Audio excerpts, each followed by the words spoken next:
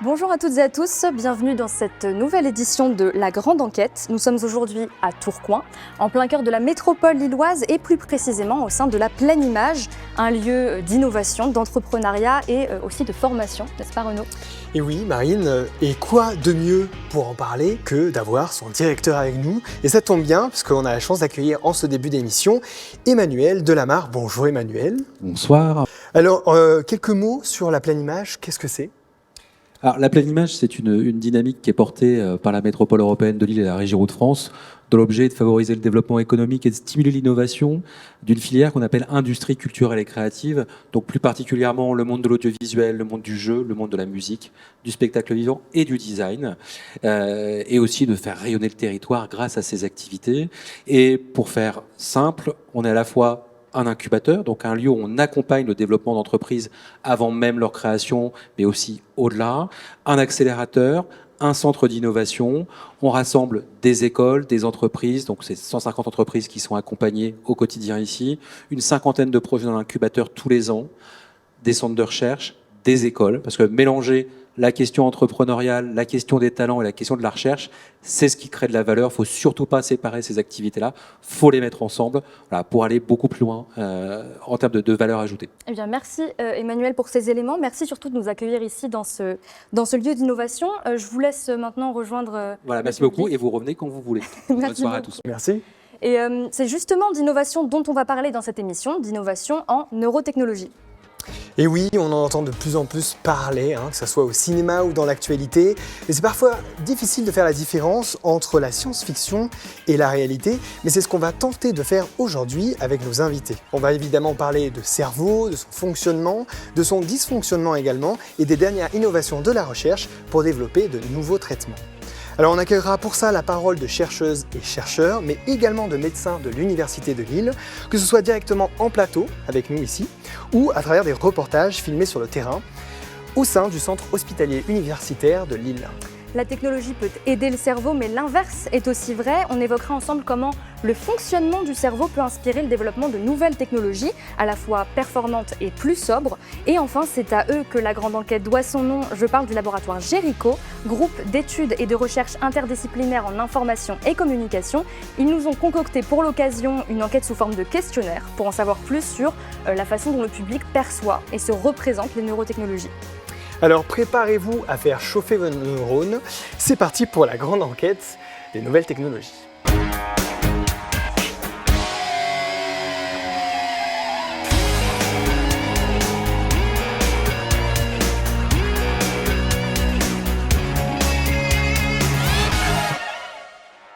Bonjour Luc Buet, bonjour Juliette Sénéchal.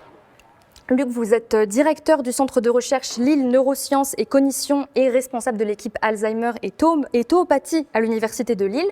Juliette, vous êtes professeure de droit privé en délégation à l'INRIA, également aussi rattachée à l'Université de Lille. Et ensemble, vous serez nos invités fil rouge tout au long de cette émission. Luc, avec votre perspective globale sur le sujet, et Juliette, avec votre maîtrise des aspects juridiques et éthiques.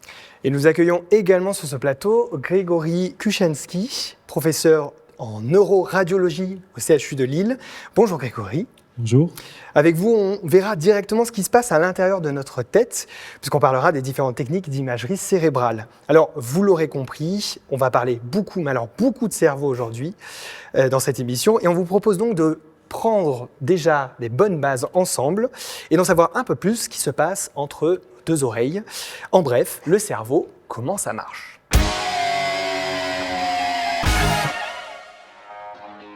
Alors Luc, le cerveau concrètement, qu'est-ce que c'est ? En quoi c'est fait et par quoi c'est alimenté ? Alors le cerveau, contrairement à ce qu'on pense, c'est 80% d'eau, donc c'est pas grand-chose finalement. 10% de graisse, on essaie tous de la perdre. Et puis finalement, il reste un peu de sucre, un peu de protéines et beaucoup de tout ce qui constitue le vivant. Des messagers chimiques, de l'ADN, de l'ARN. Ça pèse combien à peu près un cerveau humain ? Un cerveau, ça pèse entre 1,2 kg et 1,5 kg. C'est une toute petite partie de notre Alors, corps. c'est une toute petite partie de notre corps, c'est de l'ordre de 2% à peu près, et on arrive à peu près à 20% de notre consommation énergétique. Donc c'est un organe qui consomme. Voilà.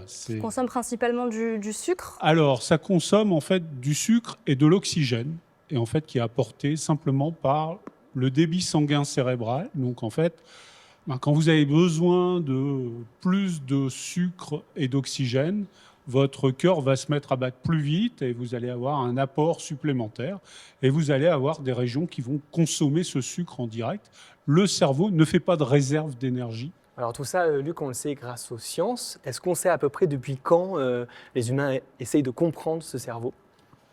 Alors c'est une très vieille histoire. Le cerveau, en fait, a toujours intrigué l'homme. Et en fait, on a des papyrus. Le plus ancien papyrus qu'on ait, c'est le papyrus d'Edwin Smith. Alors c'est un papyrus qui date à peu près de 1600 ans avant Jésus-Christ. En fait, on pense que c'est une retranscription d'un papyrus de 2500 ans avant Jésus-Christ. C'est celui qu'on voit juste ici à l'écran? Voilà, c'est celui-là. Et en fait, sur ce papyrus, c'est une description en fait, d'un médecin égyptien qui probablement avait réalisé une trépanation après des traumatismes crâniens ou après un décès. Et lorsque on analyse ce papyrus, c'est la première fois où on peut voir les mots sillon, circonvolution, dont on parlera tout à l'heure. Mais en fait, les Égyptiens étudiaient le corps humain, donc ils avaient découvert déjà la moelle au niveau des os. Et en fait, quand ils ont décrit ce cerveau, ils ont appelé ça la moelle du crâne. Et en fait, on voit le hiéroglyphe qui représente cette moelle du crâne. C'est celui... en haut à gauche, voilà. Très bien. Donc du coup, en préparant cette émission, on a quand même demandé si vous aviez quelques exemples d'événements qui ont marqué l'histoire de la neurologie. Il y a 2 noms qui sont sortis du lot, Phineas Gage et José Delgado. Est-ce que vous pouvez rapidement revenir un peu sur ces 2 petites histoires? Alors, Phineas Gage, c'est un ouvrier finalement qui travaillait avec une barre de fer à un moment. Et il se trouve que il manipulait un bâton de dynamite. Et le bâton a explosé. Et la barre de fer, en fait, lui a pénétré le crâne, a transpercé au niveau de l'œil et passé à travers ce qu'on appelle la région frontale ici, et est ressorti du crâne. Et il n'est pas mort? Il n'est pas mort. Et en fait, tout le monde a été très surpris parce qu'il a très bien récupéré, c'est-à-dire on avait l'impression que finalement le fait d'avoir le cerveau transpercé ne lui avait rien fait. Ça changeait pas grand-chose. Sauf qu'au cours du temps, ses collègues l'ont trouvé colérique, avec des changements d'humeur, il n'était plus du tout le même et il est d'ailleurs devenu alcoolique. Et donc un vrai changement dans sa personnalité. L'autre, José Delgado, alors c'est différent. C'est un médecin là, qui a été le premier à utiliser l'électricité pour contrôler le comportement animal. C'est-à-dire qu'il allait mettre en fait des électrodes dans le cerveau des animaux et il était capable de contrôler la marche d'un rat, le mouvement d'un primate, et il a même été jusqu'à contrôler un taureau avec des stimulations particulières dans le cerveau. Ça a tellement bien marché. Comme une télécommande, en fait, à distance. Une télécommande à distance, avec une petite batterie, voilà, des ondes radio, on va dire, l'équivalent d'ondes radio. Et il arrivait comme ça à stimuler certaines régions du cerveau et à faire obéir plus ou moins l'animal. Ça a bien marché et il s'est dit pourquoi ne pas essayer chez l'homme. Et donc oui, ça a été testé chez l'homme. Et on verra que c'est peut-être un premier signe des stimulations cérébrales qu'on appelle stimulation cérébrale profonde maintenant chez l'homme. Bon, les barres à travers la tête et puis les taureaux télécommandés, moi ça me fait un petit peu peur. J'ai l'impression qu'on a un peu joué au docteur Frankenstein dans l'histoire. Juliette, est-ce qu'on peut dire que l'histoire de la neurologie dans son ensemble, elle a aussi été marquée par des expériences un peu discutables éthiquement? Merci pour cette question. Effectivement, de toute façon, les expérimentations sur l'humain ont toujours existé et Voilà, dans la période récente, donc on a toute une série d'exemples de comportements qui n'étaient pas forcément éthiques à l'égard d'humains et à l'égard du cerveau des humains.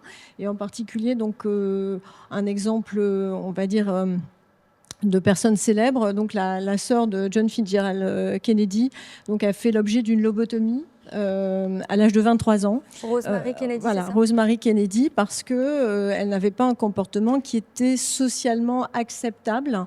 Et donc, finalement, ce n'était pas au regard d'une maladie qu'elle a fait l'objet d'une lobotomie, mais bien au regard d'un comportement qui, à un moment donné, à une période donnée, n'était pas considéré comme étant acceptable. Pour rappel, la lobotomie, en quoi ça consiste en 2 mots ?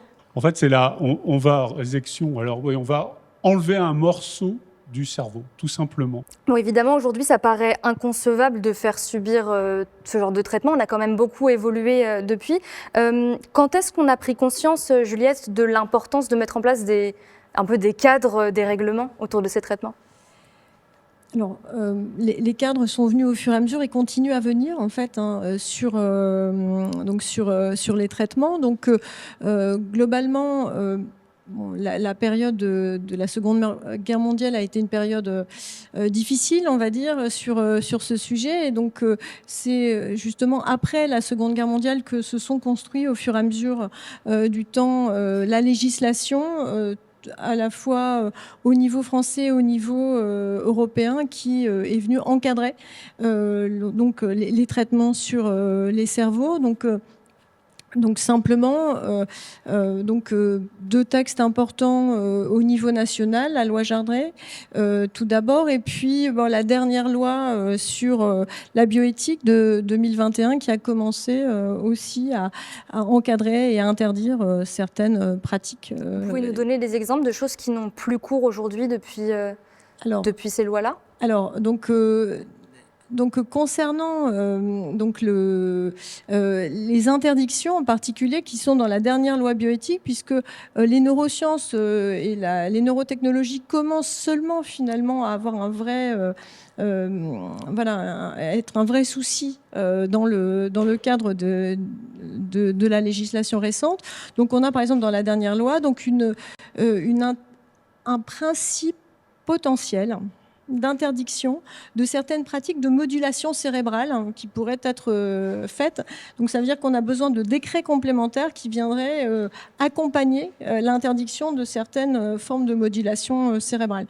De la même manière, mais là plus dans une logique d'accompagnement sans interdiction, parce que la loi, elle sait soit interdire, soit encadrer et accompagner. Donc on a une obligation d'informer les patients qui font l'objet de traitements ou de diagnostics qui sont basés sur l'intelligence artificielle avec le traitement massif de données neuronales, par exemple. D'accord, donc ça avance, c'est toujours en cours aujourd'hui. Voilà, c'est toujours en cours, tout à fait. C'est super, on voit que ça évolue, que c'est pas à pas. Merci en tout cas pour ces bonnes bases historiques. Maintenant, je vais un peu plus me tourner du côté de Grégory, puisqu'on va avoir besoin aussi un peu de background niveau anatomie, fonctionnement du cerveau. Grégory, voici un joli petit cerveau. Juste ici. Quelles sont un peu les grandes parties qui le composent sur ce qu'on peut voir directement ici, de plus évident? De manière très simple, ce qui nous saute aux yeux immédiatement, c'est qu'il est constitué de 2 parties qui sont symétriques, mais qui vont avoir chacune leur spécialisation. On va y revenir ensuite.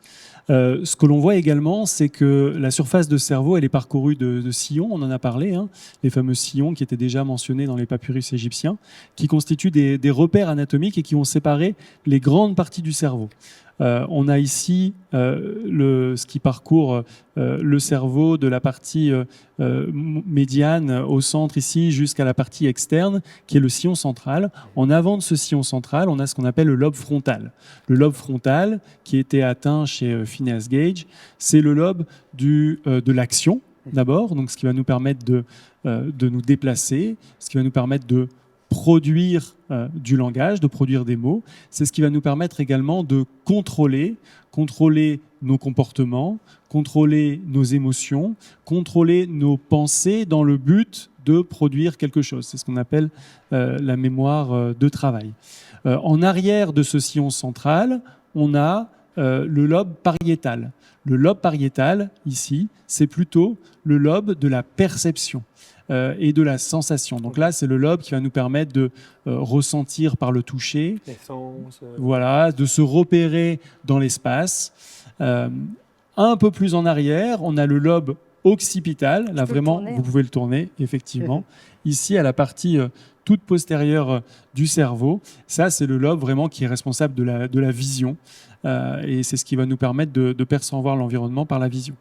Sur le côté, en dessous donc, du lobe, hop, si on peut le Hop là. maintenir de cette manière, Ça tient. voilà. On a ici le sillon latéral. Et en dessous de ce sillon latéral, on voit le lobe temporal. Et ici, donc ça, c'est le lobe de la mémoire, où on a les circuits de la mémoire qui sont particulièrement développés. C'est un lobe qui est aussi particulièrement impliqué dans le langage. Donc voilà pour la grande organisation anatomique Hop là. Et très alors, quand on essaye macroscopique du cerveau. de descendre d'un niveau, du coup, on voit qu'il y a encore d'autres découpages qu'on appelle plutôt des aires cérébrales. Est-ce que vous pouvez nous en dire un peu plus de mots Tout à fait. Ce cerveau, d'un point de vue macroscopique, il paraît complètement uniforme. Mais en réalité, si on se plonge un peu plus dans les détails et si on prend un microscope, on se rend compte que on a des zones du cerveau qui sont organisées de manière différente. qu'on voit là, d'accord. Voilà, l'épaisseur du cortex, de la matière grise n'est pas la même. Les neurones, les neurones, les cellules qui le composent ne sont pas tout à fait identiques, n'ont pas tout à fait la même forme. Et en fait, ces zones homogènes, elles assurent une fonction unique. Donc les neurones sont regroupés en régions fonctionnelles. Mais elles sont reliées entre elles, elles communiquent entre elles. Tout à fait, c'est indispensable. À une certaine époque, on cherchait à attribuer une fonction à chaque aire cérébrale. Et on pensait que chaque fonction, il suffisait d'identifier l'aire qui en était responsable. Notre compréhension du cerveau a évolué et on sait maintenant que, en fait, c'est un réseau. Et on doit le penser comme un réseau de neurones qui fonctionnent ensemble. Et donc, toutes ces aires, pour fonctionner ensemble, elles sont forcément connectées par ce qu'on appelle des faisceaux de fibres de substances blanches qui leur permettent de communiquer à distance. D'ailleurs, je crois qu'on commence à avoir, parce que la question suivante qu'on se pose, c'est si on descend encore plus d'échelle, on voit un neurone, celui qu'on voit ici. Du coup, peut-être Luc, je peux me retourner vers vous. Comment dialogue, comment on fait cette interconnexion? Comment ils communiquent nos neurones? Alors, si on garde l'idée du langage, qui est finalement une bonne idée, finalement, le langage, ce sont des sons. Et donc, ces sons, ils vont stimuler. Ça veut dire qu'à un moment, va arriver un signal. Le neurone va recevoir ce signal. Et après, il va l'émettre vers d'autres neurones. Alors, qu'est-ce qu'il fait quand il reçoit ce signal? En fait, il change sa polarisation. Ça veut dire que finalement, qu'est-ce que c'est une polarisation? En fait, c'est du plus et du moins, comme une pile. Et ça va être le premier signal électrique. Mais les neurones communiquent aussi entre eux. Alors, arrivé au bout de l'axone, au niveau de ce qu'on appelle la synapse, la terminaison nerveuse, vous allez avoir aussi le relargage de messagers chimiques. Ça va être par exemple de la dopamine, du glutamate, qui sont des neurotransmetteurs. Et donc, on a à la fois un signal électrique et un signal chimique qui est transmis de cellules nerveuses en cellules nerveuses. D'ailleurs, là, sur l'image, on voit une connexion. Alors, justement, on voit les petits Voilà. bras. Alors, qui l'ensemble arrivent de ces petits spots où vous voyez une hyperdensité, ce sont les synapses. On voit qu'il y a beaucoup de connexions, du coup, que ce soit entre les aires cérébrales ou entre les neurones. Et différentes zones peuvent aussi donc, communiquer les unes avec les autres. Donc, l'idée qu'on a dans certains films de science-fiction, je pense à Lucie par exemple, selon laquelle on n'utiliserait que 10% de notre cerveau, c'est un mythe. C'est un mythe. Grégory vous l'a montré. En fait, on a plusieurs aires cérébrales qui travaillent ensemble. Voilà, il faut faire communiquer l'ensemble du cerveau. Là où on peut aller plus loin, c'est quand je dis on peut faire plus de synapses. Avec de l'apprentissage, vous écoutez Esprit Sorcier, vous formez de nouvelles synapses. Et vous formez de nouvelles synapses toute votre vie. Alors évidemment, quand vous êtes plus jeune, vous en formez beaucoup, mais on peut continuer à se former des synapses toute la vie. Et ça va vous protéger contre le vieillissement et contre certaines maladies. Très bien. Merci beaucoup pour tous ces éclairages. j'aimerais qu'on revienne un peu sur de l'image aussi, Grégory. Vous êtes spécialiste dans l'imagerie cérébrale, un neuroradiologue.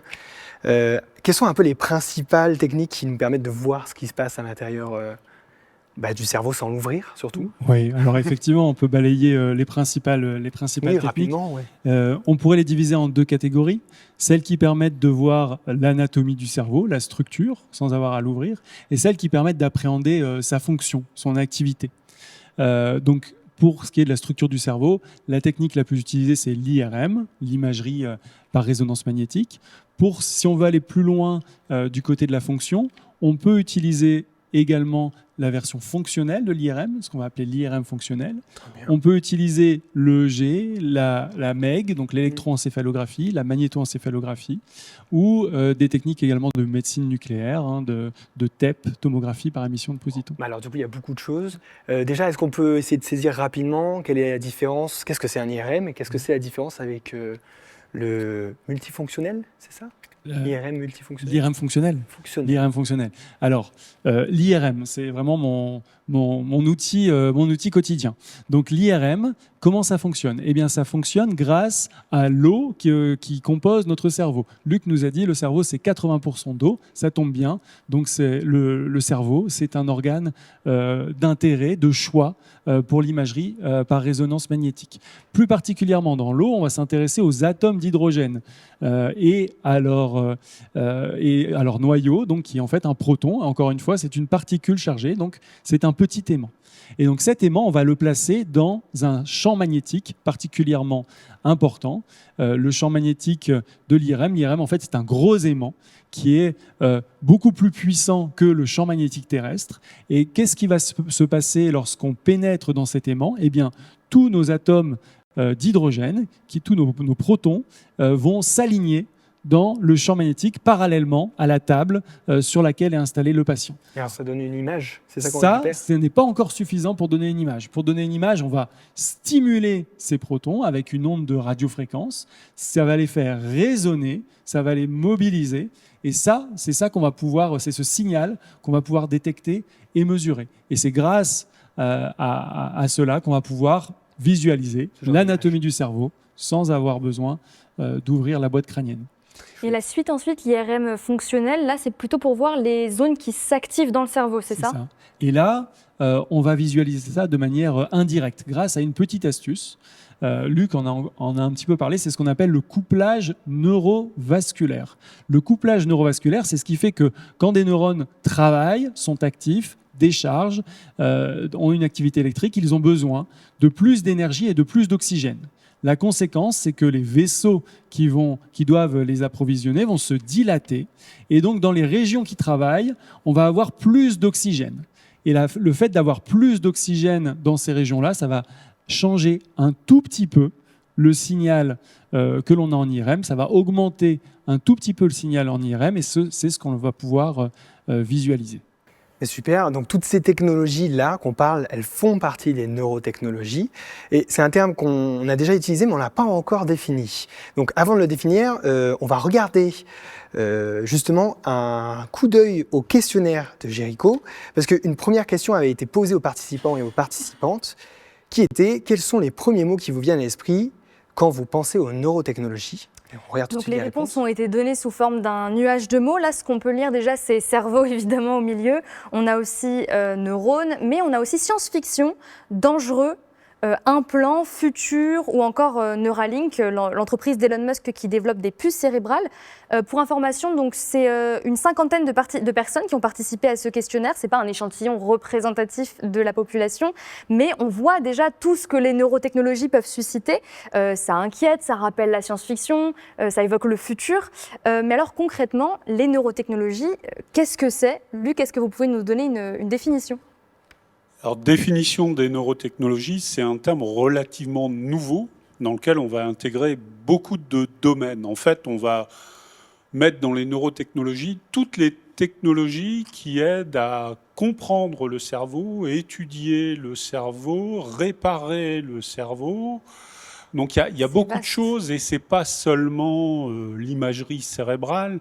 On va parler des aspects de robotique, on va parler des aspects de prosthétique, hein, donc refaire marcher avec des membres artificiels. On va parler de neurofeedback, donc avoir des contrôles au niveau du cerveau. Donc en fait, ça rejoint l'imagerie, l'ingénierie. C'est assez large. Juliette, est-ce qu'il y a une définition juridique, éthique de... Est-ce que c'est une neurotechnologie? Alors, disons qu'effectivement, il y a deux niveaux que vous venez d'évoquer, c'est-à-dire le niveau juridique et le niveau éthique. Alors, sous l'angle éthique, on commence à avoir des chartes éthiques sur les neurotechnologies, donc envisagées comme un ensemble, mais finalement comme un ensemble de dispositifs qui contribuent justement, ainsi que l'évoquait Luc, tout à la fois à prendre une image du cerveau ou à influencer le comportement cérébral. D'un point de vue juridique, cette fois-ci, on commence aussi à avoir toute une série de textes qui saisissent les différentes facettes des neurotechnologies et sous l'angle de concepts très très larges, parce que le droit saisit toujours les choses de manière extrêmement large. Et donc, par exemple, le concept de produit, le concept de dispositif médical, le concept de système d'intelligence artificielle, ce sont des concepts juridiques qui commencent à être réglementés, tout particulièrement au niveau européen, et qui viennent saisir des morceaux finalement des neurotechnologies. Voilà. Mais il y a du travail. En tout cas, merci Juliette, merci Luc, merci Grégory. Grâce à vous, on a posé des très bonnes bases, je crois. Donc dans la suite de cette émission, on va maintenant plonger dans la médecine de demain. On va venir découvrir des innovations justement développées sur le campus de l'Université de Lille en matière de neurotechnologie, plus particulièrement pour le diagnostic et le traitement de maladies du cerveau. On voit ça tout de suite.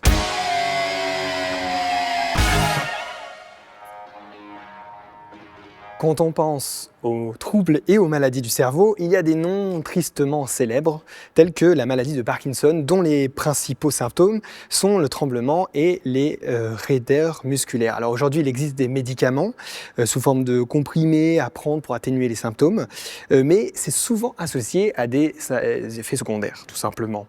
Mais grâce aux travaux de notre prochain invité, ça pourrait bien changer. Alors je vous propose, avant toute chose, de découvrir tout ça à travers un premier reportage réalisé avec le professeur David Devos au CHU de Lille. La marche, c'est pas mal. Hein. Oui, là, c'est top.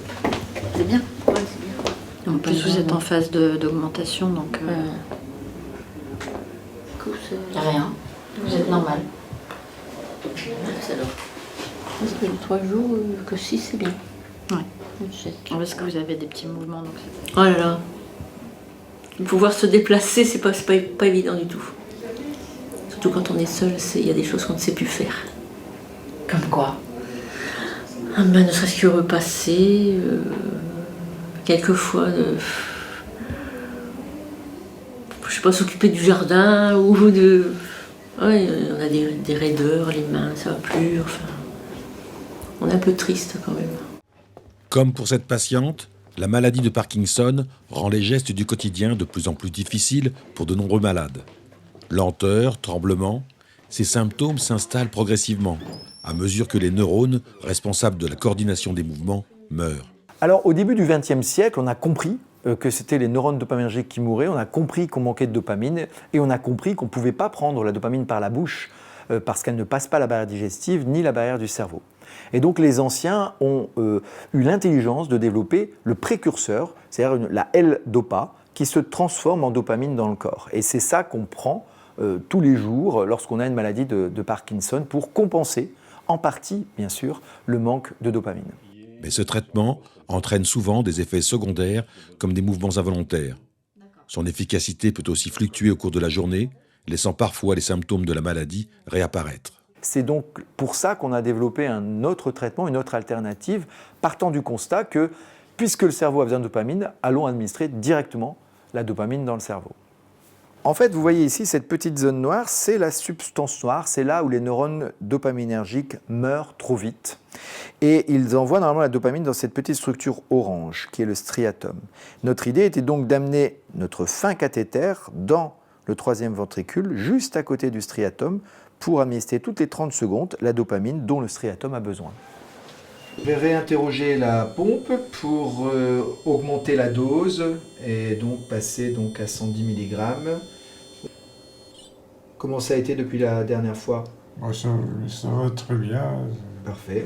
Pas de nausée? Pas de nausée, rien du tout, c'est parfait. Très bien, donc j'augmente. Le premier challenge était celui de maîtriser l'oxydation de la dopamine. Parce qu'à l'air libre, la dopamine s'oxyde très vite. Et donc, on a synthétisé et on a stocké et délivré la dopamine sans oxygène, ce qu'on appelle en anaérobie. Et le deuxième challenge était celui de détourner une pompe déjà sur le marché pour administrer le traitement dans le dos, au niveau intratécal, pour l'administrer directement dans le cerveau. Le fait d'amener la dopamine en continu, en suivant le rythme jour-nuit, va améliorer considérablement ces complications, c'est-à-dire les fluctuations où tantôt je suis surdosé, tantôt je suis sous-dosé. Eh bien là, les personnes vont gagner 6 heures d'autonomie où ils sont contrôlés, où ils peuvent vivre relativement normalement. Bah, avant, c'était plus difficile qu'aujourd'hui parce que j'avais des coupures l'après-midi entre 2 et 4 heures. Donc c'était pénible de ne plus pouvoir rien faire. Avec le nouveau traitement qui a été mis en place par l'équipe du professeur de Vos, les coupures de l'après-midi se sont nettement améliorées. Donc je gagne en qualité de vie, bien sûr, parce que quand on est bloqué pendant 2 à 4 heures dans une journée, ça fait quand même beaucoup. 9 personnes parmi les 12 qui ont participé à cette étude sont toujours sous traitement. On a un recul de plus de 4 ans et donc on est rassuré sur le profil de sécurité et le maintien d'efficacité au très long cours. Et donc, fort de ces résultats, nous voulons maintenant le confirmer dans une grande étude qu'on appelle dite de phase 3 internationale.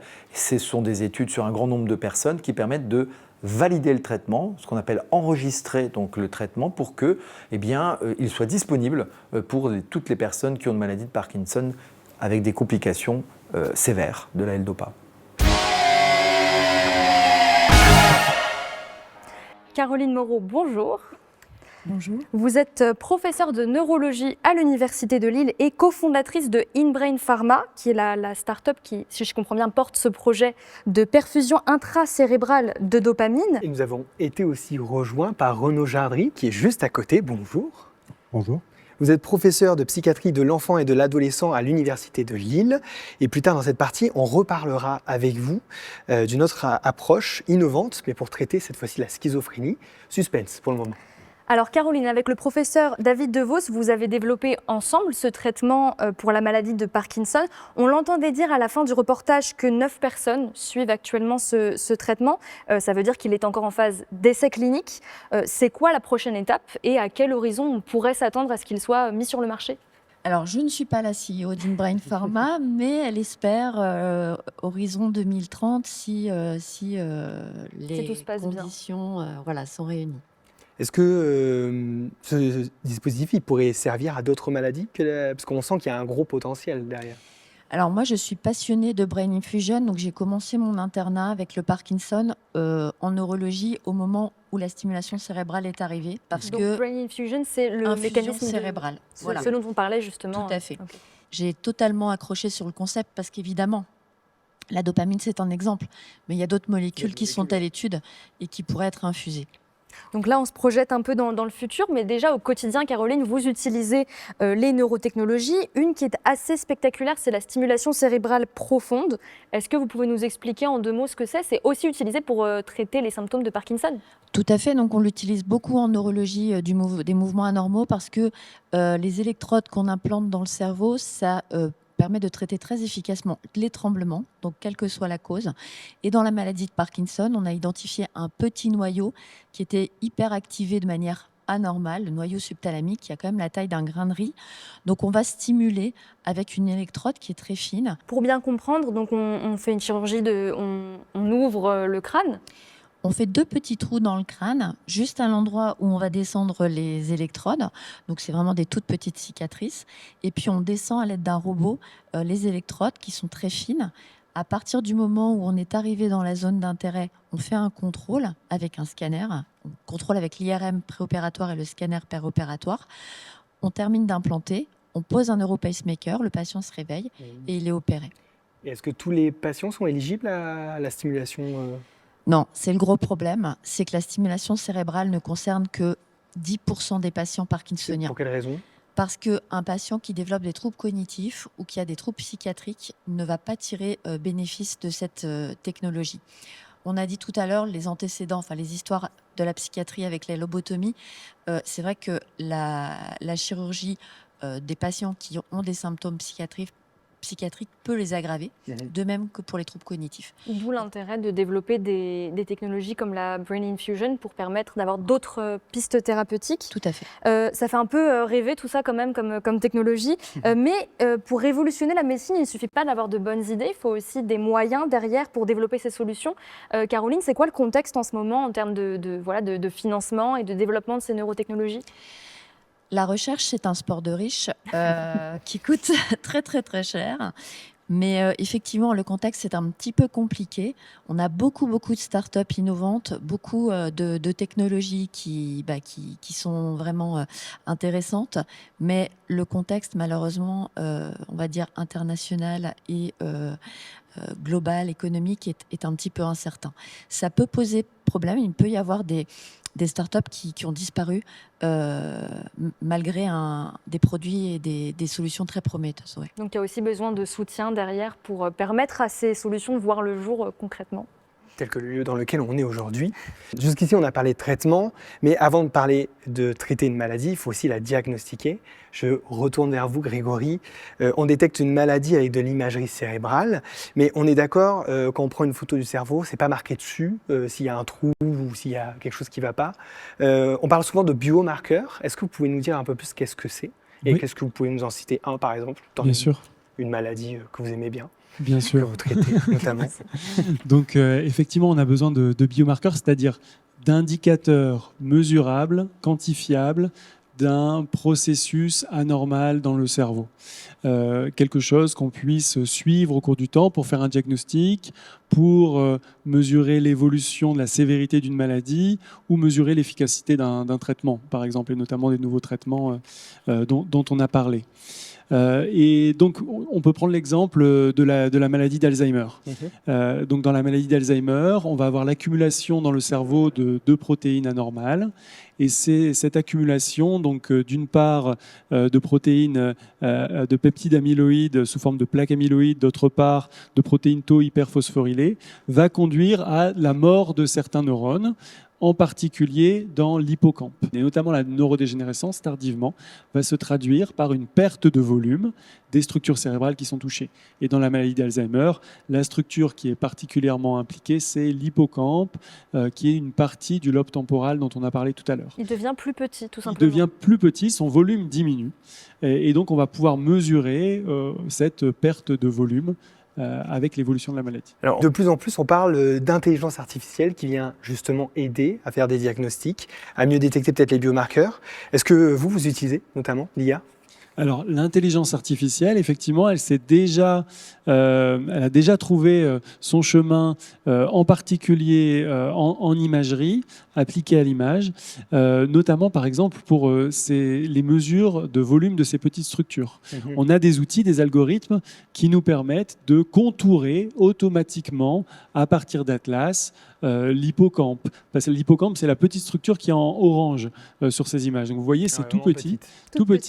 Et le faire manuellement, ça nécessiterait des heures et des heures de travail par patient. Ça nécessiterait des opérateurs très expérimentés. Et là, ça peut être fait de manière automatisée et peut-être plus reproductible au cours du temps. Donc, c'est une des applications phares de l'intelligence artificielle appliquée à l'image en ce moment, c'est la segmentation des images. Et concrètement, comment ça marche ? On a entraîné une intelligence artificielle, un algorithme sur plein d'images de patients, c'est comme ça que ça marche ? C'est plein d'images de patients, plein d'images de sujets sains qui ont été segmentés, détourés manuellement. Et ensuite, effectivement, on a un outil auquel on va apprendre à reproduire cette segmentation manuelle. Au-delà de la performance, c'est quoi un peu le futur autour de l'IA ? Est-ce qu'on imagine diagnostiquer plus tôt certaines pathologies ? Alors, on peut imaginer un diagnostic plus précoce, par exemple avec des approches de type jumeaux numériques.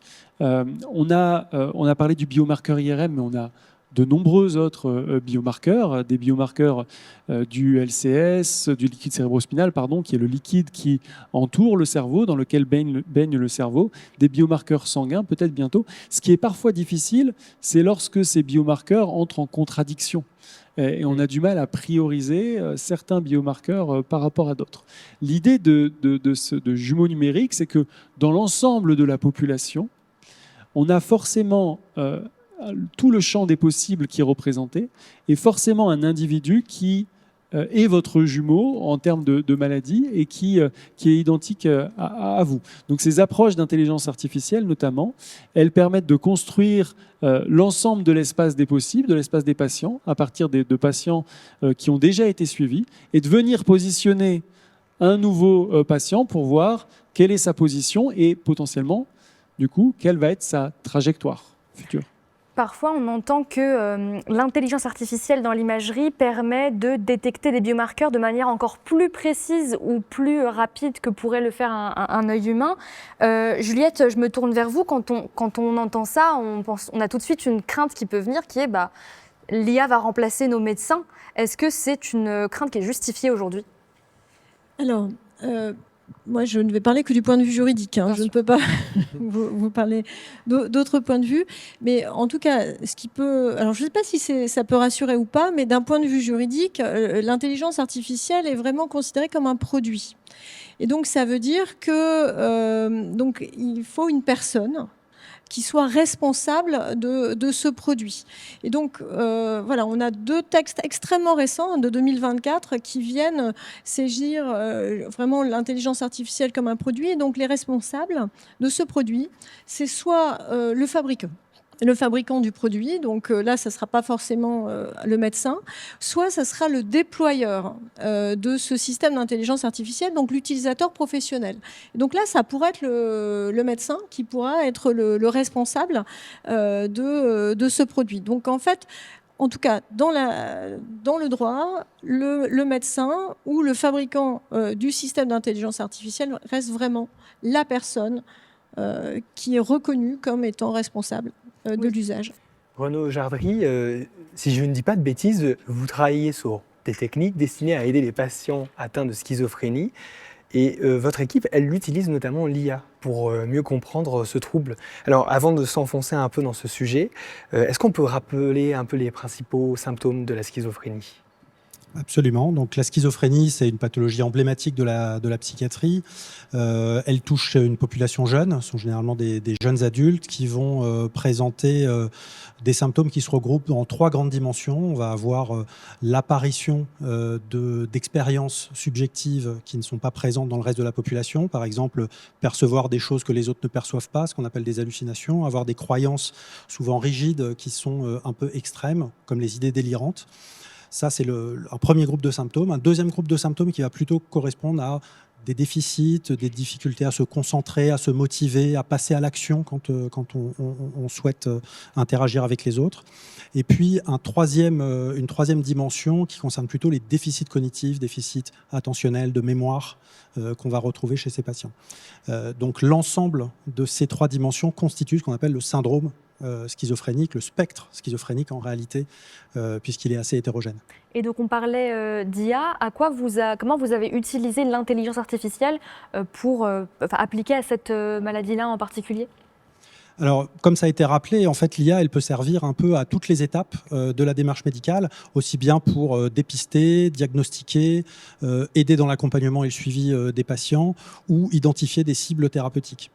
J'ai parlé de l'hétérogénéité, on pourrait utiliser l'IA justement pour identifier des sous-types ou des sous-groupes de patients plus homogènes qui vont mieux répondre à certains traitements et donc faire de la prédiction de réponses thérapeutiques. C'est une première utilisation.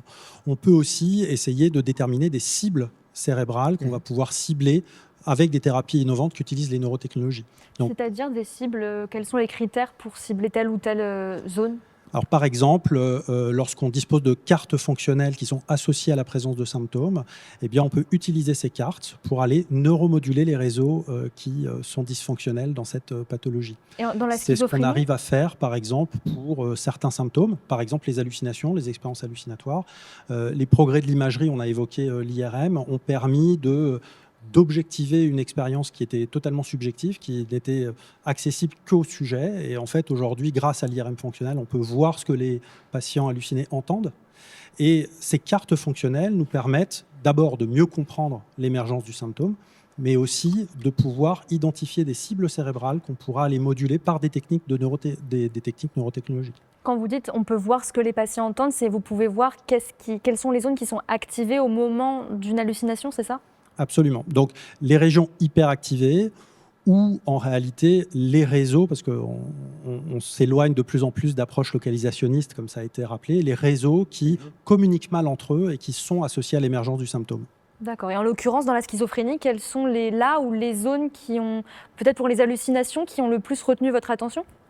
Oui, alors dans le cas des hallucinations acoustico-verbales, on a évoqué tout à l'heure le réseau du langage, par exemple. Broca. Effectivement, L'aire de Broca? l'aire de Broca et l'aire de Wernicke, qui sont les deux pôles principaux du réseau du langage. Ce sont des régions qui vont être sollicitées de manière aberrante en l'absence de stimulation externe.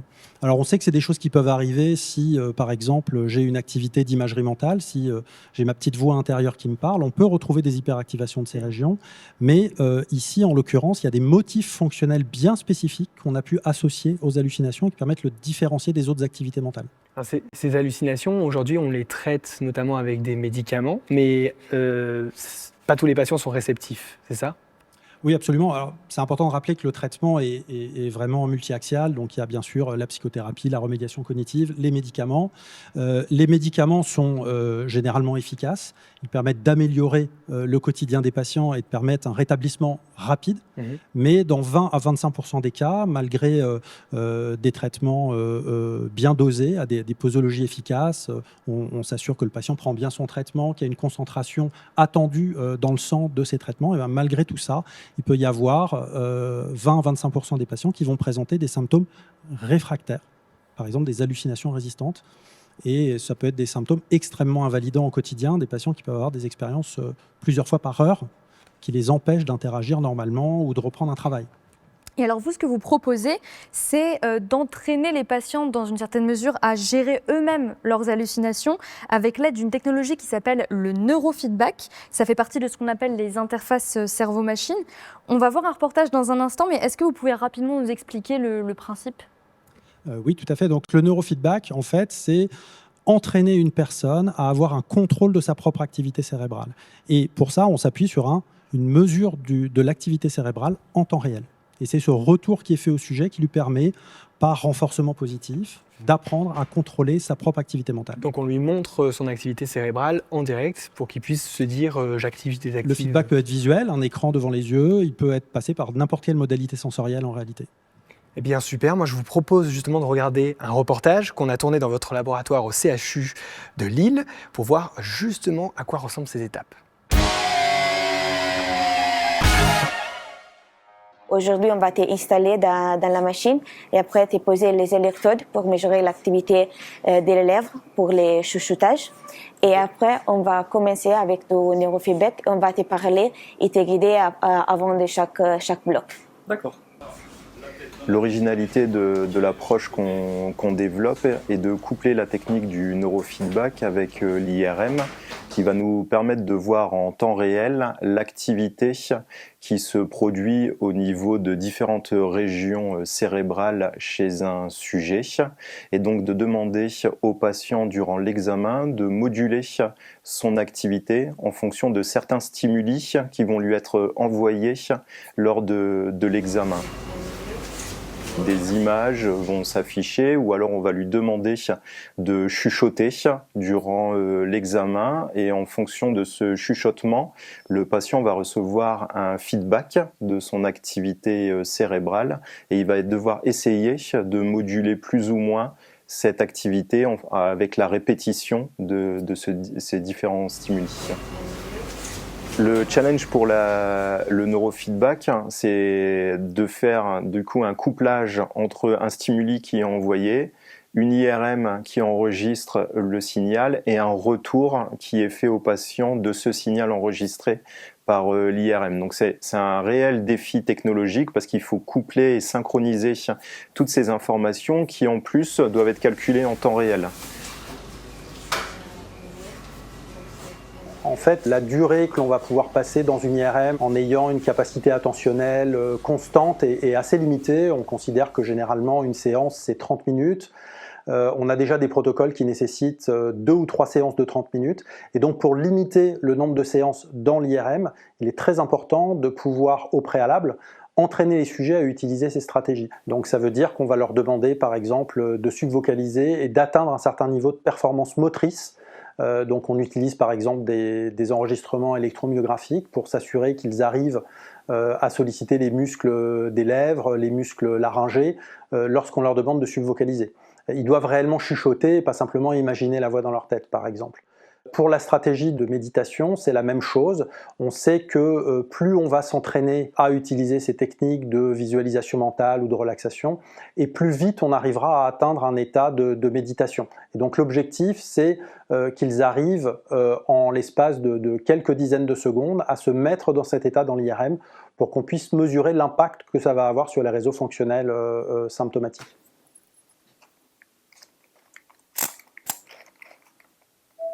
Alors, généralement, une séance d'entraînement suffit et pour essayer aussi d'optimiser un petit peu la chance de pouvoir reproduire la technique dans l'IRM, en fait, on les immerge complètement dans l'environnement IRM grâce à la réalité virtuelle et ça permet de s'assurer qu'ils arrivent à réaliser ces tâches en étant dans un environnement, par exemple, allongé, avec le bruit des séquences IRM qui sont assez importantes. C'est très bien Barnabé, tu as très bien travaillé, l'examen est terminé, j'arrive pour te sortir de la machine.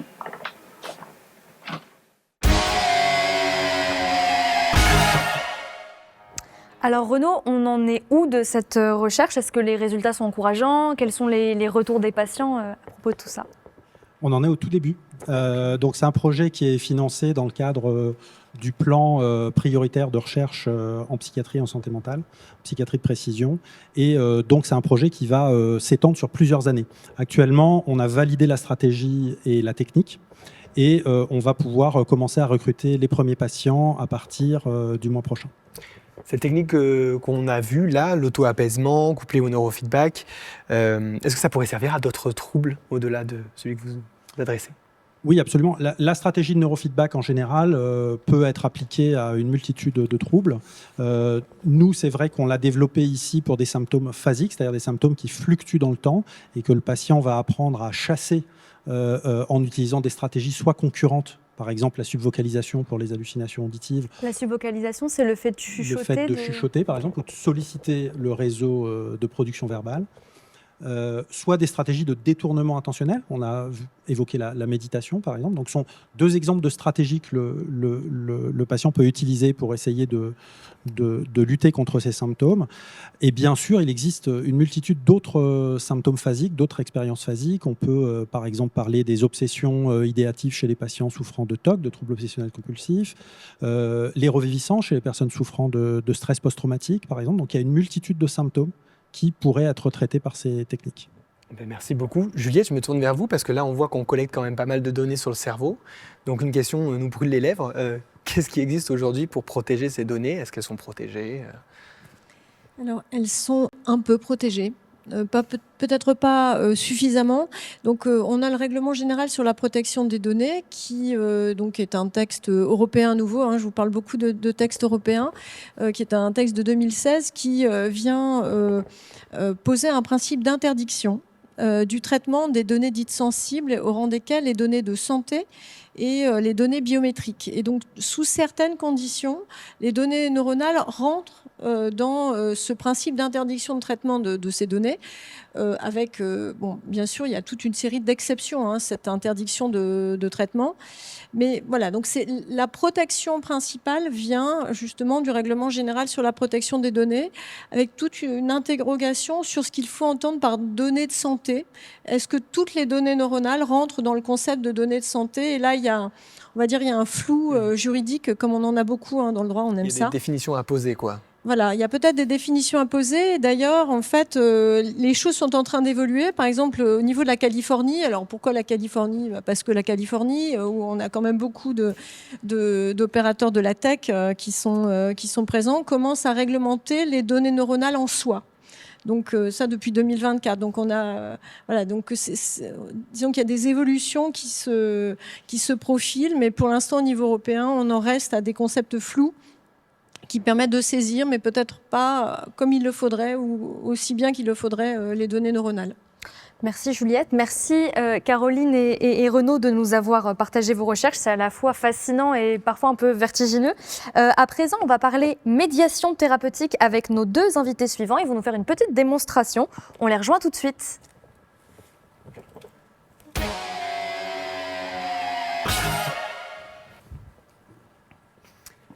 Bonjour Emine Altintaz, bonjour Jérémy Dequitte, bonjour Othman Lacal. Merci d'être avec nous aujourd'hui.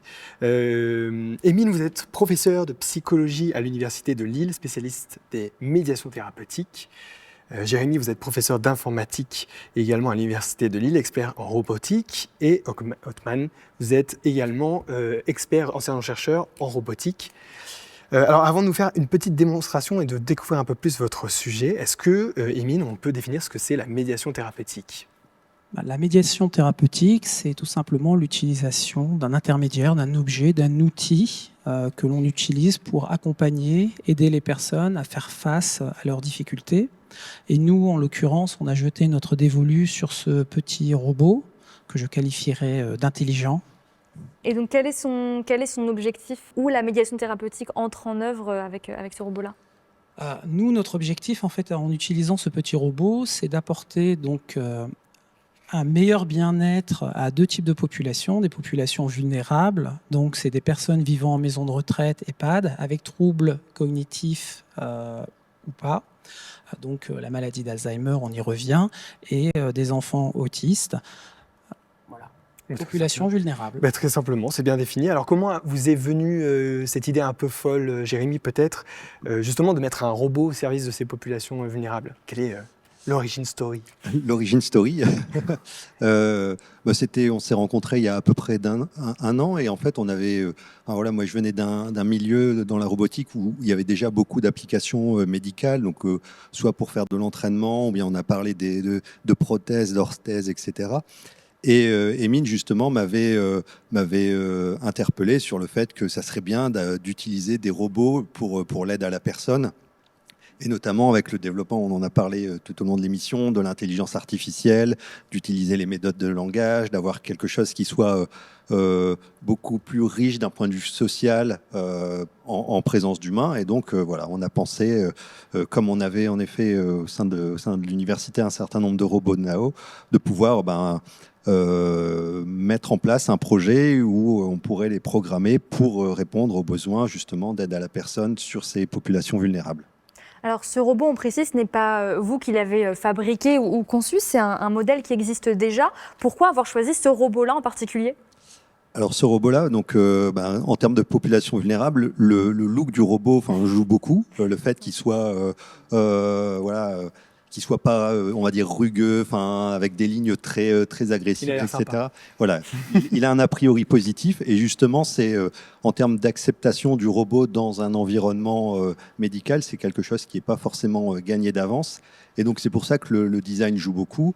En termes de population vulnérable, Émile s'intéresse aussi aux enfants autistes, et c'est vrai d'avoir quelque chose qui soit de la taille d'un animal de compagnie aussi apporte aussi encore cet aspect rassurant qui, on le pense, pourra aider justement sur les expérimentations.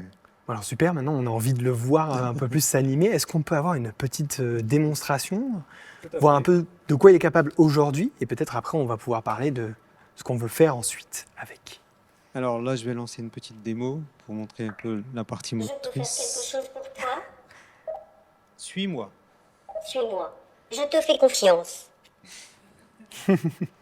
Nous aussi. Donc je vais l'assister un petit peu. Oh. Oui, c'était presque un mouvement de capoeira.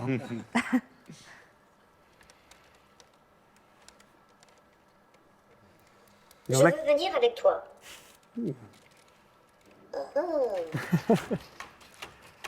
Très bien. Donc là, on est sur vraiment prise de main, accompagnement Tout à fait. À la marche. Donc là, je l'accompagne comme un enfant, voilà, à partir de son bras. Et je peux l'orienter. Et je l'arrête. Waouh, Faut qu'il à la reste avec limite.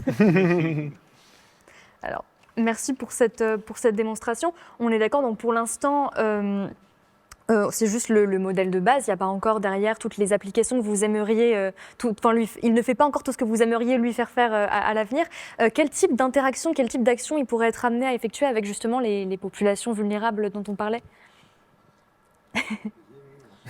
L'objectif est d'implémenter de l'intelligence artificielle. Et comme c'est un robot donc humanoïde conversationnel, il pourra constituer une présence auprès de sa population, donc réduire leur solitude, avoir des effets sur leur stress, l'anxiété, la dépression. Pour les enfants autistes ou pour les personnes Alzheimer, on imagine même des programmes d'entraînement sur les capacités restantes ou déficitaires, donc en fonction de... et en plus, on a les compétences ici présentes pour le côté ingénierie et robotique. Super, alors c'est quoi le grand défi un peu qu'est-ce qu'il faut révolutionner dans ce petit robot? Quel est le défi que vous avez, vous, dans les laboratoires? Le défi, comme ça a été mentionné tout au long de l'émission, c'est des sujets très multidisciplinaires, etc. D'un point de vue technologique, on se base sur un objet existant, mais néanmoins, il y a l'aspect intégration de plein de types de données, de différents langages d'intelligence artificielle, etc. Et c'est vraiment identifier ce qui est nécessaire en termes de données, en termes d'objectifs, d'interaction, etc.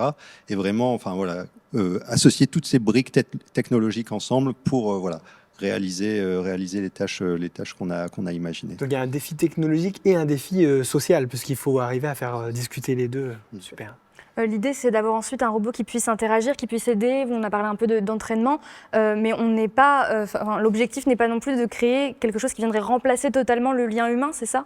Non, l'objectif, c'est en effet de pallier quand c'est nécessaire. Encore une fois, on ne remplace pas l'être humain, mais pour certaines tâches où il n'y a pas forcément les personnes qui sont disponibles tout le temps, pouvoir pallier justement à ce manque de personnes pour réaliser des tâches qui peuvent être faites automatiquement. Et encore une fois, comme l'a dit Renaud, ce sera certainement des tâches simples. Il y aura toujours besoin de personnels médicaux, d'encadrement pour justement gérer la complexité des patients et de l'humain. Ce sera un soutien. Voilà, tout à fait. Ça reste un outil. Mais super, merci beaucoup à vous trois pour cette belle petite présentation. Et alors justement, que ce soit ces robots, l'intelligence artificielle, les puces dans le cerveau, les neurotechnologies, on sent que ça suscite beaucoup de fantasmes. On n'est quand même pas sur un C3PO, c'est pas ce qu'on va faire comme dans Star Wars, ce robot qui fait... Peut-être dans cette dernière partie de l'émission, du coup, on va essayer d'aller un peu plus démystifier tout ce qu'on projette justement sur ce genre d'idées, débunker un peu certaines croyances, mais aussi explorer les technologies qui s'inspirent du fonctionnement du cerveau. On va voir ça tout de suite.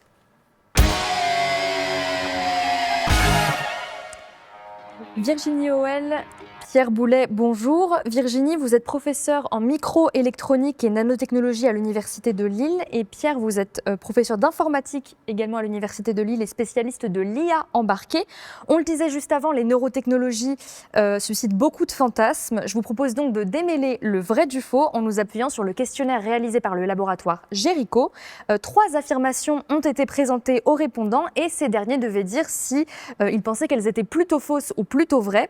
Renaud, je te laisse lire la première affirmation. Eh bien, c'est parti. La première, c'était les neurotechnologies permettent déjà de lire intégralement nos pensées. Et les personnes ont répondu plutôt faux à 85%. Luc, peut-être très rapidement, est-ce que les participants ont plutôt raison? Alors, ils ont plutôt raison. C'est un peu rassurant. C'est rassurant.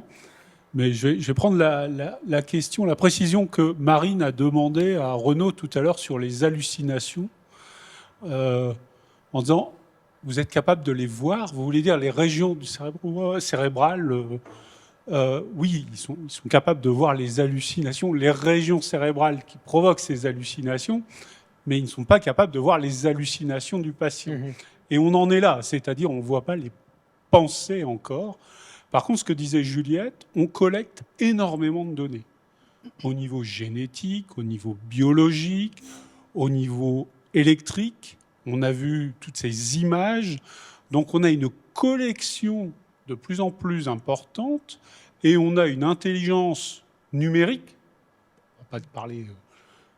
L'intelligence artificielle fait partie du numérique et en fait, on est plutôt dans l'intelligence numérique qui est capable de faire l'analyse ou qui sera capable un jour peut-être de faire l'analyse de l'ensemble de ces données.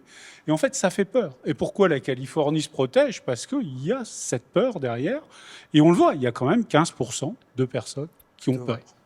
Et c'est un petit peu, on va dire, le dark side des neurotechnologies. Alors, on passe à la deuxième affirmation. Il existe des implants cérébraux qui peuvent améliorer les capacités cognitives humaines. On va regarder les réponses. 84% de plutôt vrai. Virginie, est-ce qu'ils ont raison? Non. Non. Pourquoi? Est-ce que vous pouvez nous expliquer un peu? Oui, ça fait plutôt partie du fantasme et aussi de pas mal d'expérimentations qui sont conduites actuellement. Il y a aussi des programmes qui ont cette intention, notamment la DARPA qui avait créé le programme RAM, qui est Restore Active Memory, où l'idée c'est d'apporter, déjà de rapporter des souvenirs qui ont disparu, mais aussi quelquefois d'apporter des nouvelles compétences et sur des temps très très courts. Voilà. Mais il y a énormément de choses qui ne sont pas réelles pour l'instant. Et l'intelligence artificielle, il faut aussi bien se rendre compte que c'est utiliser aussi des capacités du cerveau. Et le cerveau n'est pas en capacité de tout réaliser, de tout faire. Et il y a des technologies qui font très très bien du calcul et qui permettent d'envoyer des fusées dans l'espace. Voilà, donc il faut quand même bien réfléchir aux capacités de traitement de l'information, c'est le domaine dans lequel moi je travaille, que l'on va confier et qui sont relatives au fonctionnement neuronal. Mais on ne sait pas demain qu'on aura des super pouvoirs grâce à des puces dans le cerveau, en résumé. Ben, je vais vous décevoir, mais pas demain, non.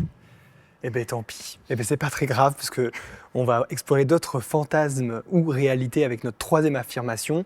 Les neurotechnologies sont uniquement utilisées à des fins médicales. Et alors, qu'est-ce que les gens nous ont répondu? Plutôt faux à 76%. Pierre, quelle est la bonne réponse?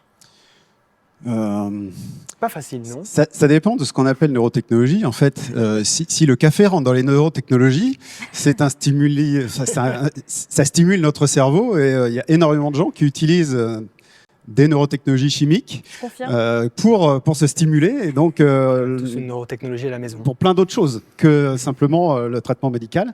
Donc, c'est comme je disais, ça dépend de ce qu'on appelle neurotechnologie, mais il y a plein de neurotechnologies qui ne sont pas des implants dans le cerveau et qui permettent de faire des choses. Voilà. Donc, à plein de choses, enfin, les militaires, on parlait de la DARPA tout à l'heure, sont très friands de ce genre de technologie, évidemment. Donc c'est plutôt faux, ça peut avoir d'autres utilisations que des secteurs purement de traitement. Merci à tous les trois d'avoir joué le jeu, on y voit un peu plus clair. La science-fiction a beaucoup nourri les imaginaires autour des neurotechnologies, l'intelligence artificielle notamment, qui a fait l'objet de nombreuses œuvres.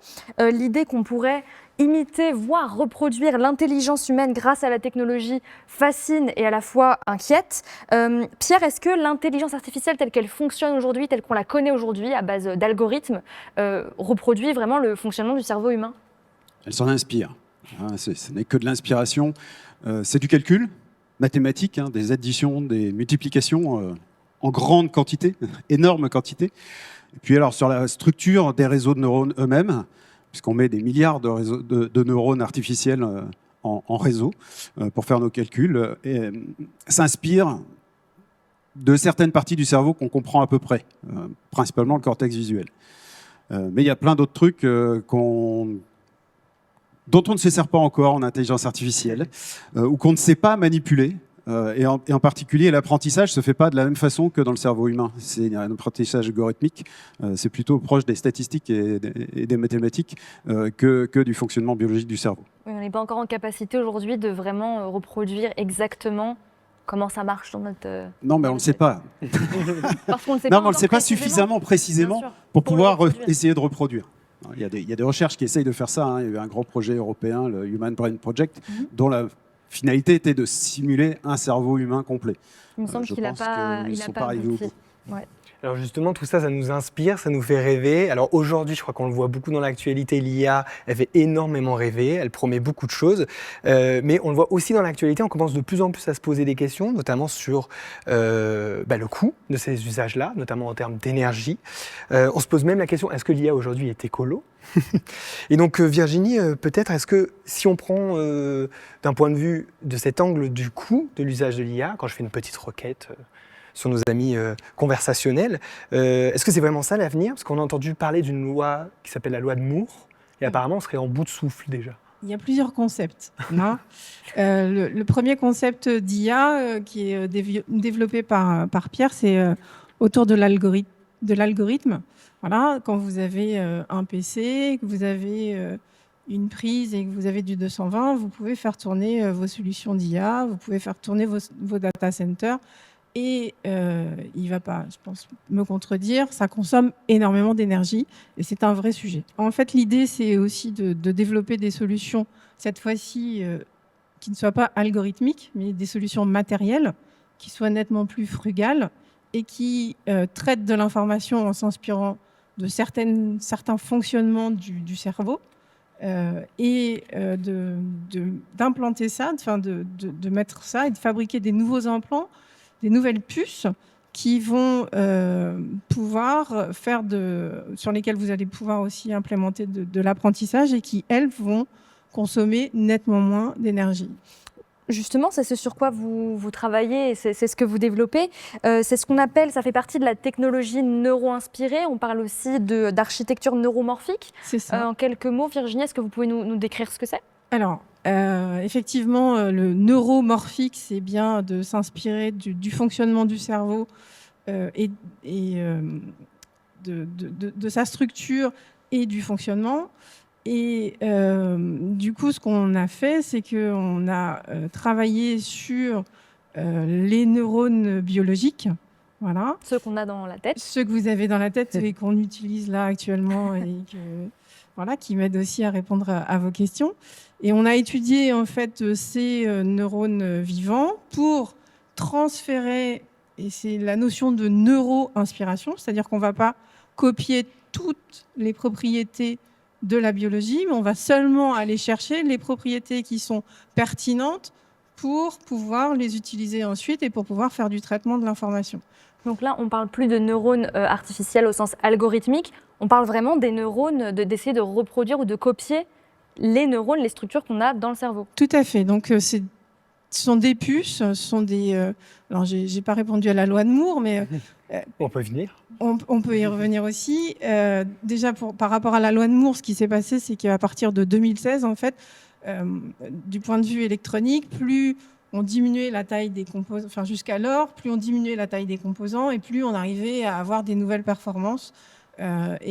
C'était toujours la course à cette diminution en termes de taille.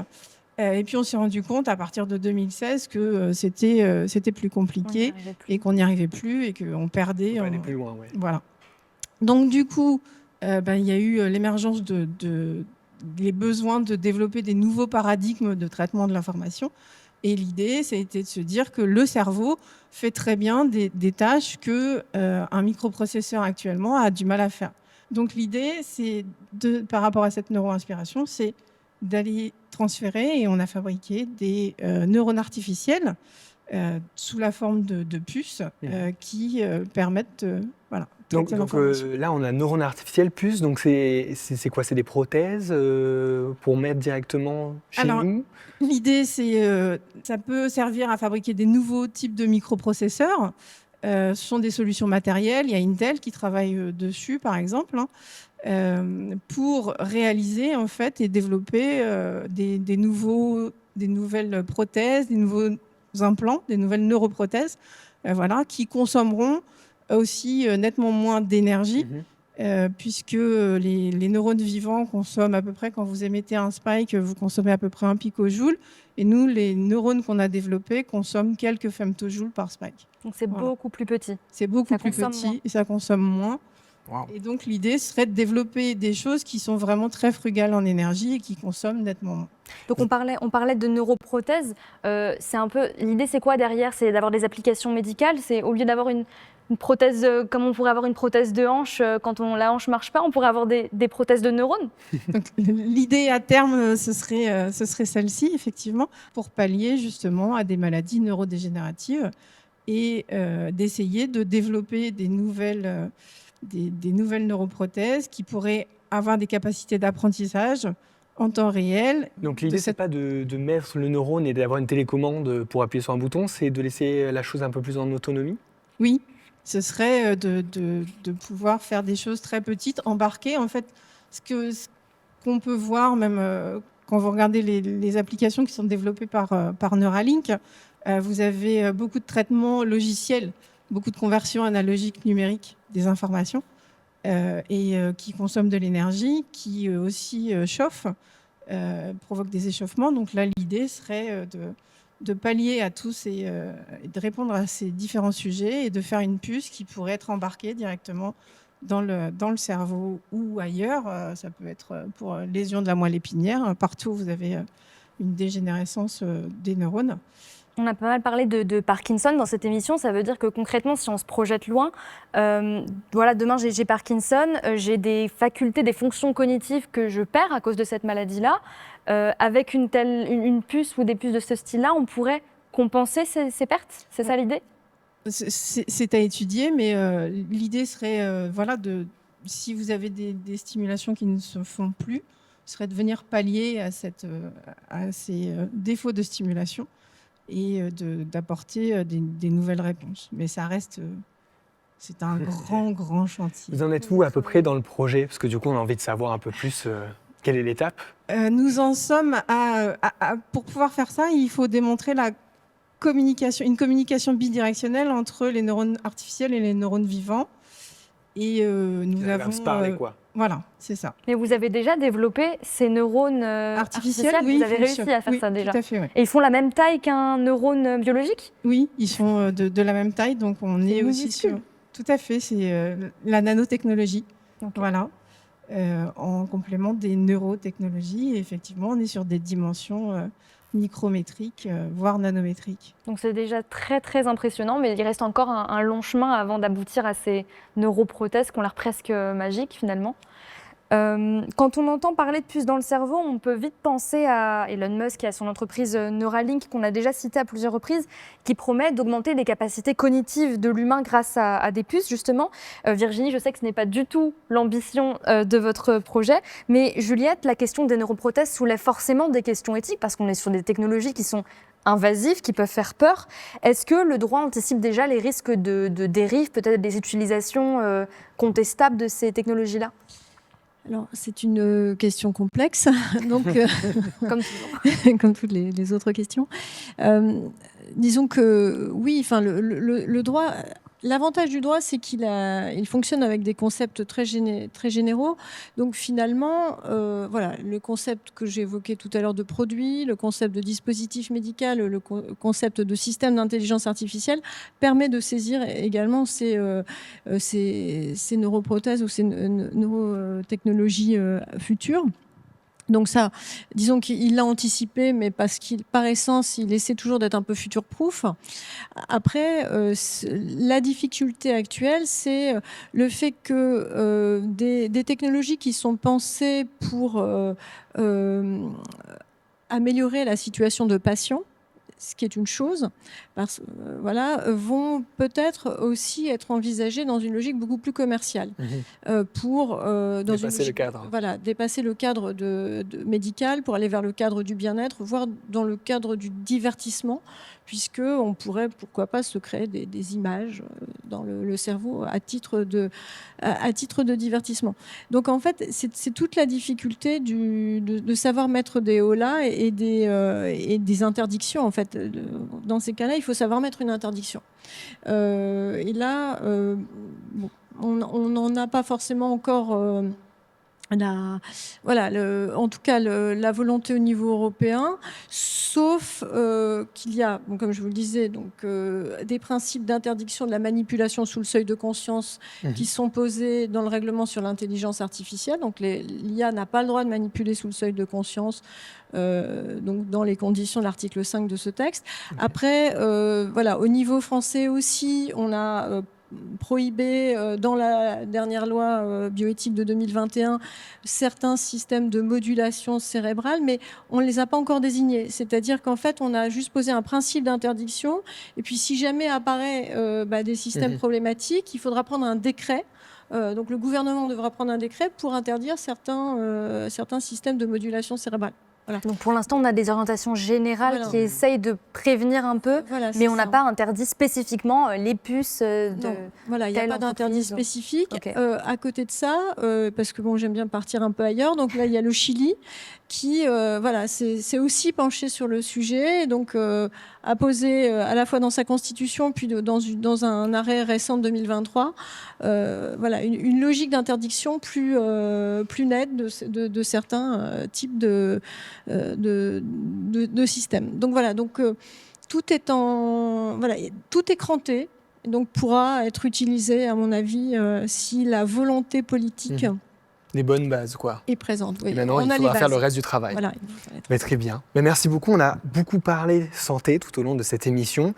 Maintenant, je me tourne un peu plus vers vous, Pierre, parce que vous n'utilisez pas cette architecture neuromorphique pour du médical, vous l'utilisez pour d'autres raisons, notamment à travers des capteurs. Est-ce que vous voulez nous en dire un tout petit peu plus ? Oui, on utilise des capteurs qui s'inspirent directement des capteurs biologiques, donc de l'œil, de l'oreille, la cochlée, pour générer des données sous forme impulsionnelle. Et on essaye de les traiter de manière impulsionnelle avec des puces qui consomment énormément moins d'énergie que les puces qui font du traitement numérique. Qu'est-ce que vous appelez des données impulsionnelles ? On parlait des neurones, Luc disait les neurones qui déchargent, qui envoient des impulsions.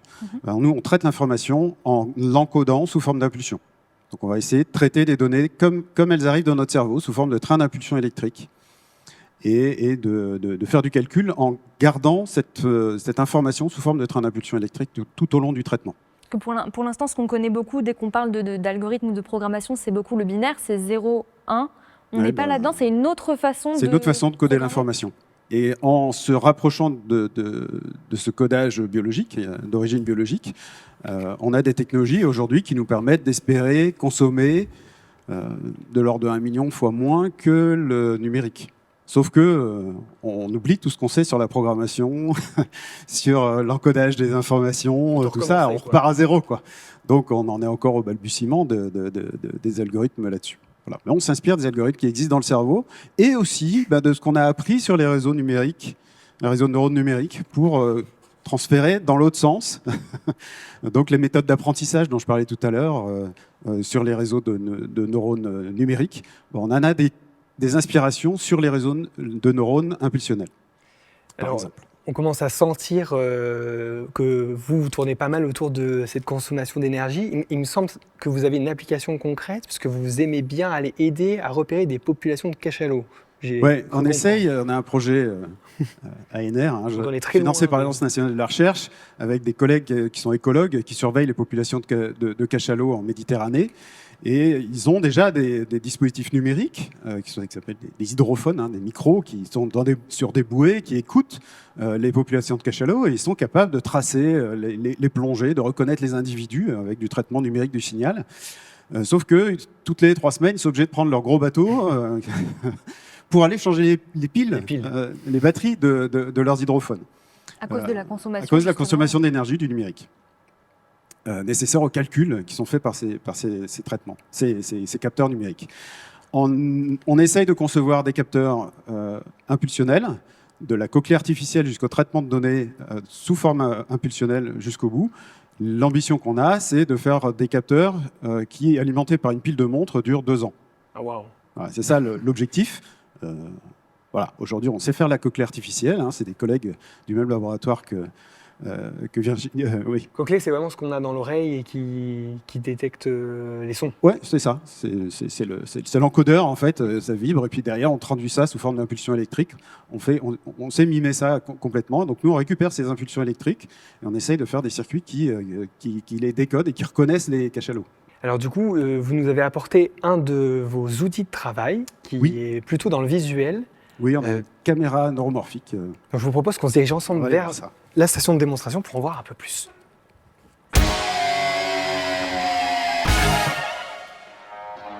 Alors dites-nous Pierre, qu'est-ce qu'on a devant les yeux là? Là, on a une caméra impulsionnelle. Donc, c'est une caméra faite par une entreprise française et c'est des résultats de la recherche française qui ont été transférés dans le monde de l'industrie. Une entreprise s'appelle Prophecy. Et cette caméra, elle génère des impulsions électriques. C'est-à-dire chacun des pixels est indépendant. On n'a pas une image toutes les 60e de seconde, par exemple. On a les pixels qui sont indépendants et qui envoient une information. Donc, vous avez des points blancs et des points bleus. Là, donc on peut voir ce que voit le capteur là. Les points blancs, c'est des points sur lesquels le pixel détecte une augmentation de luminosité. Et les points bleus, là où il détecte une baisse de luminosité. Donc ça veut dire que ça ne détecte que les choses qui bougent? Que les choses qui bougent. Le fond derrière vous est quasiment complètement noir. Par contre, vous bougez, on vous voit. Donc si je bouge plus, je suis invisible? Voilà. Presque. Presque. Ça détecte les contours, en fait. Les contours et les mouvements, comme notre œil. Derrière, il y a tout le cerveau qui reconstruit une image en 3D, en couleur, etc. Là où même qui bouche les trous, là où il manque des informations, etc. Notre cerveau fait énormément de traitements. Mais l'image de départ, ça ressemble à ça, en fait. Et alors pourquoi ce choix? Parce qu'on voit que ça ne voit pas comme une caméra classique. Ça ne voit pas comme une caméra classique. Ça consomme beaucoup moins que les belles caméras qui nous filment aujourd'hui. C'est beaucoup plus rapide. D'accord. C'est de l'ordre de la microseconde pour avoir des informations. Donc là où les caméras, c'est quelques dizaines d'images par seconde. C'est indépendant de la luminosité ambiante. C'est-à-dire que ça va détecter les changements de luminosité, mais vous ne pouvez pas l'éblouir. Par exemple, en mettant une grosse image devant, une caméra comme ça, vous mettez un phare devant, elle ne voit plus rien. Celle-là, on va voir le phare. Si le phare ne bouge pas, il disparaît. Ça marche dans l'autre sens aussi? Et ça marche dans l'autre sens aussi. On voit pas dans l'obscurité complète, mais c'est très sensible quand même. À la fois très sensible dans l'obscurité complète et pas éblouissable non plus. Donc ça a des bonnes propriétés pour un certain nombre d'applications. Eh bien, très bien. En tout cas, merci beaucoup. Merci Pierre pour cette démonstration. Je vous propose de revenir vers nous de ce côté du plateau. Là, on parle d'une application qui est bien spécifique, qui est donc pour des capteurs et plus spécifiquement, on a parlé de surveillance de la biodiversité. Est-ce que ce type de technologie pourrait remplacer en quelque sorte l'IA très gourmande dans d'autres domaines? Ça peut répondre à deux des défis de l'intelligence artificielle aujourd'hui, qui sont l'apprentissage quand on n'a pas de grande masse de données étiquetées. Et donc, ces systèmes-là apprennent de manière non supervisée, comme dans notre cerveau. On leur présente des informations et petit à petit, ils vont se spécialiser pour classifier automatiquement les informations. Donc, ça, on l'a testé avec des collègues paléontologues qui devaient classer des microfossiles pour étudier l'évolution de leurs microfossiles. Mais ils sont 5 dans le monde à savoir faire la classification, donc ils n'ont pas de grosse base de données. Donc on a regardé ce que ça donnait avec un apprentissage non supervisé comparé à l'expertise humaine. Et c'est comparable. C'est pas exactement la même chose qui est produite, mais c'est comparable. Donc ça c'est intéressant. Donc apprentissage non supervisé. Et le deuxième, c'est l'apprentissage continu. Voilà, donc ce système-là peut continuer à apprendre en fonctionnement. Directement. Donc ça, c'est intéressant. Ça consomme beaucoup moins d'énergie aussi. Ça aussi, c'est un des défis majeurs de l'intelligence artificielle. Il y a classique, il y a des phases d'apprentissage et ensuite, quand elle fonctionne, elle ne continue plus à apprendre. C'est ça la différence? Oui, il faut réentraîner tout le système. Alors on fait du fine-tuning, on appelle ça, de l'affinage de modèles. Donc on peut, à partir d'un modèle de fondation qui a été entraîné, comme je disais, pendant plusieurs mois de calcul, réentraîner une partie du modèle ou poursuivre un petit peu l'apprentissage du modèle en le spécialisant sur certaines choses. C'est des choses que font les systèmes d'intelligence artificielle d'aujourd'hui. Là, c'est le système complet qui peut continuer à apprendre. Comme finalement notre cerveau. Comme notre cerveau qui continue à apprendre tout le temps. Eh bien, en tout cas, on a bien compris que votre travail est d'un enjeu crucial pour la soutenabilité du futur de l'IA, si on veut continuer à l'utiliser. En tout cas, donc, merci beaucoup Virginie, merci beaucoup Pierre pour toutes ces explications et pour avoir partagé les coulisses de vos labos.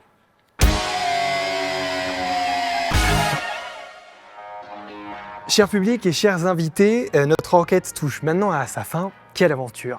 Entre réalité et science-fiction, entre promesses et inquiétudes, les neurotechnologies n'ont pas fini de faire parler d'elles. Ce qu'on retient de cette émission, c'est que ces technologies pourraient bien révolutionner la prise en charge de nombreuses maladies.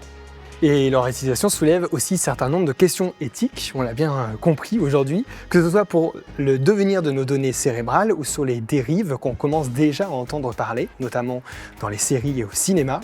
Au bout du compte, c'est à l'humain, on a bien compris, de poser des limites, de déterminer la place que doit être accordée aux neurotechnologies. Merci infiniment à toutes les chercheuses et à tous les chercheurs qui nous ont apporté leur précieux éclairage ce soir. Encore une fois, on voit que la recherche scientifique joue un rôle essentiel pour construire et s'interroger sur le monde d'aujourd'hui et de demain. Et un grand merci également à l'Université de Lille, membre de l'Alliance européenne Neurotech EU, un réseau d'excellence axé sur les neurotechnologies qui rassemble 8 universités, pas mal quand même, autour de la thématique. Merci au laboratoire Jericho qui a fait justement l'enquête, à la Docima pour le service audiovisuel de l'université qui participe à la réalisation notamment de cette émission. Merci aussi au CHU de Lille et à tous les laboratoires qui nous ont ouvert leurs portes, à la Pleine Image bien sûr pour ce superbe accueil et à toute l'équipe technique de production et éditoriale de l'Esprit Sorcier TV. Et enfin, on vous remercie, vous, nos invités, les chercheurs, les spectateurs qui nous regardent, de nous avoir suivis jusqu'ici. On se retrouve prochainement pour une nouvelle édition de La Grande Enquête. À bientôt.